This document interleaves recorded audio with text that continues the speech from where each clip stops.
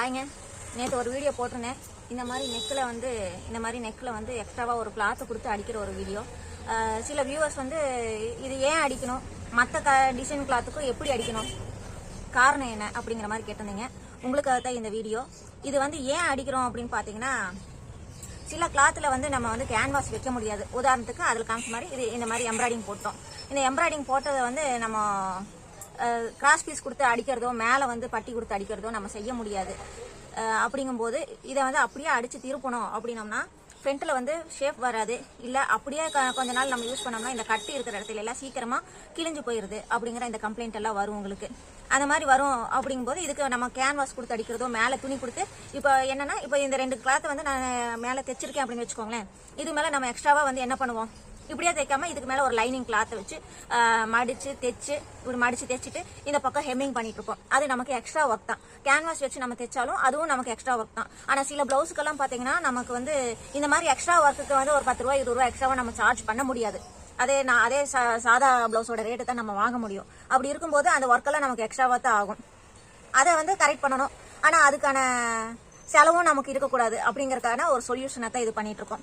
ஒரு சில பிளவுஸ்ல எல்லாம் பார்த்தீங்கன்னா, இந்த மாதிரி பிளவுஸ் பார்த்தீங்கன்னா ரொம்ப கண்ணாடி மாதிரி இருக்கும்.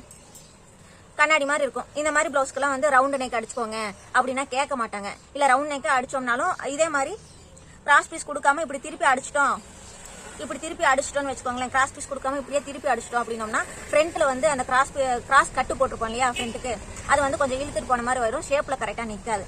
அதுக்காகவும் போடுறது இல்லை. இந்த மாதிரி நெக்குக்கு வந்து இந்த மாதிரி கிளாத்துக்கு வந்து ரவுண்டு வேண்டாம், பாக்கழுத்து போடுங்க, இல்ல டைமண்ட் நெக் போடுங்க, இல்ல ஸ்வீட் ஹார்ட் போடுங்க, இந்த மாதிரி இல்ல ஏதாவது கேட்டு விடுறாங்க. இந்த மாதிரி கேட்டாங்க அப்படின்னம்னா இந்த மாதிரி கிளாத்துல வந்து பாத்தீங்கன்னா ரொம்ப லைட்டா இருக்கும். இந்த மாதிரி கிளாத்துக்கு நம்ம கேன்வாஸ் வச்சு எக்ஸ்ட்ரா ஒர்க் செய்யறோம், 10 ரூபாய் கொடுங்க 20 ரூபாய் கொடுங்க அப்படின்னா தர மாட்டாங்க. ஆனா நம்ம அவங்க கேட்கறத செஞ்சுதான் ஆகணும். அந்த மாதிரி கேன்வாஸ் வச்சு உள்ளேயே நம்ம இதுல வந்து நம்ம உள் பக்கமே இங்கேயே கேன்வாஸ் வச்சு இப்படியே அடிச்சு திருப்புனா இந்த மாதிரி கிளாத்ல எல்லாம் பாத்தீங்கன்னா அப்படியே வெளியே தெரியும். உள்ள கேன்வாஸ் வச்சிருக்கிறது அப்படியே தெரியும் இல்லையா? அப்ப வந்து நம்ம என்ன பண்ண வேண்டியதா போயிடும், அப்ப தனியா தான் வந்து கிளாத் கேன்வாஸ் அயன் பண்ணி தைச்சு ஹெம்மிங் போட வேண்டியதா போயிடும். அப்ப வந்து நமக்கு அது எக்ஸ்ட்ரா ஒர்க். அப்போ இந்த மாதிரி நார்மல் இதை விட டிசைனோ பேட்டர்னோ எது போட்டாலும் நம்ம கேன்வாஸ் வச்சிருவோம். அதுல நமக்கு பிரச்சனை இல்லை. ஆனா நார்மல் பிளவுஸுக்கு நம்ம எக்ஸ்ட்ரா சார்ஜும் பண்ண முடியாது. அதுக்காக அந்த ஒர்க்கை நம்ம செய்யாம இருக்க முடியாது. நம்மளோட ஒர்க்கும் எக்ஸ்ட்ரா ஆகும். இந்த இடத்துல இந்த ஒர்க்கை வந்து ரெடியூஸ் பண்ணிக்கிறதுக்காக தான் இந்த ஆப்ஷன் பண்றது, வேற ஒன்றும் இல்லை. இது வந்து இந்த மாதிரி நெக்ல வந்து எப்படி அடிக்கிறோம் அப்படிங்கறத காமிக்கிறேன். இப்போ வந்து இந்த கிளாத்துக்கு வந்து லைனிங் கிளாத்தோ மெயின் கிளாத்தோ அவ்வளோவா அதிகமா இல்லை, மிச்சம் இல்லை. நான் வந்து இதே நெக் ஷேப்புக்கு எப்படி போடுவேன் அப்படின்னு கேட்பீங்க. அதையும் நான் சொல்லிடுறேன். இந்த பிளவுஸ்க்கு அப்படிதான் தைக்க போறேன். பாத்தீங்கன்னா இந்த மாதிரி பீஸ் எடுத்திருக்கு. இதுக்கு வந்து நெக் ஷேப்புக்கே வேணும்ட்டு அவசியம் இல்லை. நெக்ல கிளாத் இருந்தா போதும், அவ்வளவுதான்.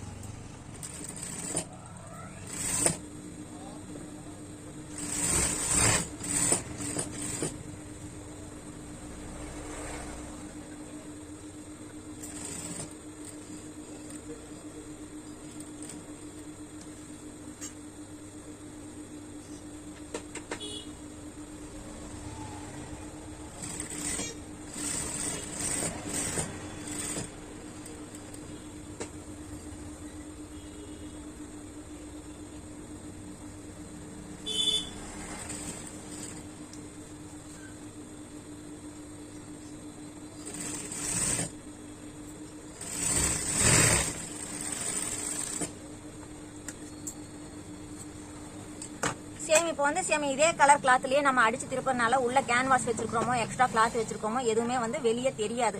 இப்போ இந்த கலர் கிளாத்துக்கு வந்து இதோட லைனிங் கிளாத்தையே வந்து நம்ம உள்ள வச்சு அடிச்சு திருப்பும் போது வெளியே வந்து தெரியாது, ஒரே மாதிரிதான் இருக்கும். அப்படி தெரியும்ட்டு நீங்க ஃபீல் பண்ணீங்கன்னா ஒட்டுன மாதிரி சின்னதா கட்டிங்கும் நம்ம கொடுத்துக்கலாம், பிரச்சனை இல்லை. இந்த மாதிரி தைச்சிட்டீங்க அப்படின்னா இந்த கார்னருக்கு பாத்தீங்கன்னா இந்த மெயின் கிளாத் லைனிங் கிளாத் இங்க இருந்து வர இந்த பீஸோட கிளாத்து, இங்க இருந்து வர இந்த பீஸோட கிளாத்து பாத்தீங்கன்னா ஒரு கேன்வாஸ் வச்சதை விட இது வந்து ரொம்பவே ஸ்டிப்பா ஹெவியா நிக்கும். இந்த கார்னர்ல இப்படி ரொம்ப போடுறதுனால இந்த கார்னர்ல மட்டும் கிழிஞ்சு போகுது, அந்த கம்ப்ளைண்ட் வரவே வராது. சரிங்களா, ரொம்பவே யூஸ்ஃபுல்லா இருக்கும், ட்ரை பண்ணி பாருங்க.